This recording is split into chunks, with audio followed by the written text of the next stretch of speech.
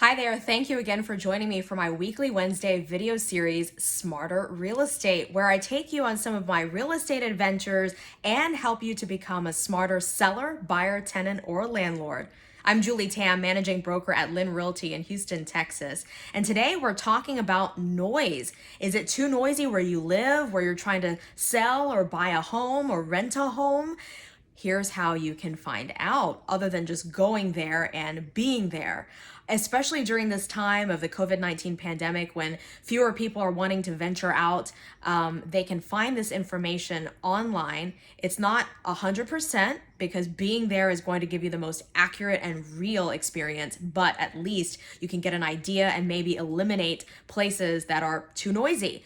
Let me tell you why noise is important. It's actually one of the top 5 things, as Realtor.com has surveyed realtors, that determine what's the desirable features of a home. So other than the specific, floor plan, square footage, the way the home looks, the, materials inside, these specific 5 things are the general things that are the most important. Price, obviously, the commute, crime, schools, and noise. So the first 4 things you can more easily find with reports. Obviously, the price is going to be listed. Crime, you can find out from your local police department or sheriff's department. And some of them even have online crime maps like the city of Houston does, where you can actually filter different types of crimes that matter to you. Like if you have a child and you're afraid of sex offenders living nearby, for example, or you don't want to have a home break-in, or home break-ins happening very often in your area. So those are things you can find out online. Commute, you can also find out with, Google Maps, for example, or other mapping systems, and you can put in a specific day of the week and time and see what the typical traffic patterns are like. I always advise people to drive the route during rush hour or whenever they will most likely be out commuting so they can experience it for themselves. And then we also can find out schools, which schools are zoned to that particular property. HAR.com, which is the Houston's real estate website. It stands for Homes and Rentals. It originally stood for Houston Association of Realtors, still does, but it's easier for the public to remember Homes and Rentals. So that's their new marketing campaign to call it that. So anyway, you can find out what schools that you're going to be zoned to on that website. Obviously, the disclaimer that they put out is that you should call the school district and the schools themselves or yourself to find out for sure if it's really important to you. But noise, okay, really we haven't had a lot of good information until very recently. So let me show you a couple of websites that you can go to find out. First is Realtor.com, which is the National Association of Realtors website.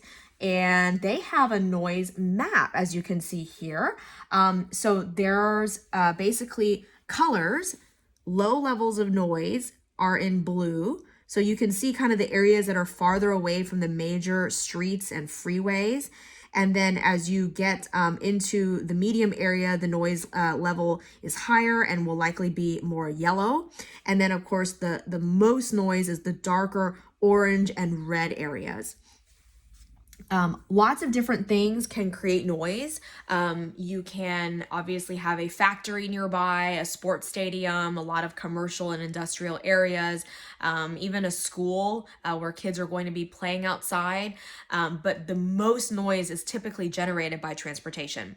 So if you're in a airplane flight path, near a freeway or a busy, large thoroughfare, then that's going to, I shouldn't say large, wide, busy thoroughfare. I'm hungry, so I can't think straight.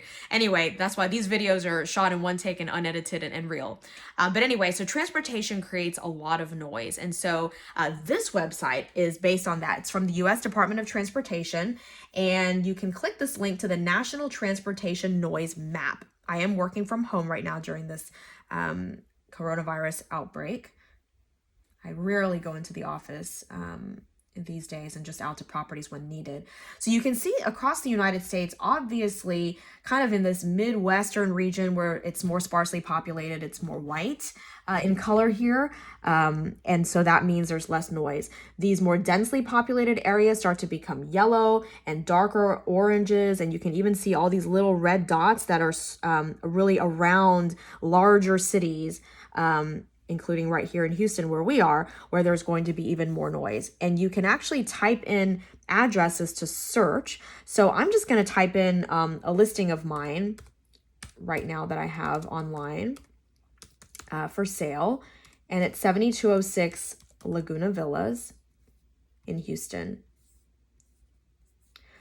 So you can see that while there are noisy areas, you know, within several miles away, that this immediate area is very quiet. It's white in color, okay? But I'm gonna drag this map and you can see that as we get into inside the loop, and I'll zoom out.